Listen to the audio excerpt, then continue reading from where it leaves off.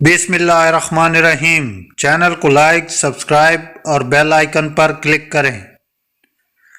ایک دفعہ حضرت مالک بن دینار رحمۃ اللہ علیہ کشتی میں سفر کر رہے تھے۔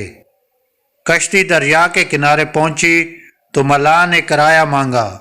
مالک بن دینار رحمۃ اللہ علیہ نے کہا، میرے پاس تمہیں دینے کے لیے کچھ بھی نہیں ہے۔ کشتی پر سوار کرانے سے پہلے کرایہ کا بتا دیتے تو میں کوئی دوسرا راستہ ڈھونڈتا۔ آپ رحمۃ اللہ علیہ کی بات سن کر ملاح بد کلامی اور بدتمیزی پر اتر آیا اور آپ کو مارنے لگا۔ مارنے کی وجہ سے آپ پر غشی چھا گئی۔ ملاح سنگ دل اور ظالم انسان لگتا تھا۔ جب آپ کی غشی دور ہوئی تو پھر آپ سے کرایہ مانگنے لگا اور کہنے لگا کہ کرایہ نہ دیا تو دریا میں پھینک دوں گا۔ ابھی ملاح بات کر ہی رہا تھا کہ پانی میں کچھ مچھلیاں کشتی کے پاس آئیں۔ ان کے منہ میں ایک ایک دینار تھا۔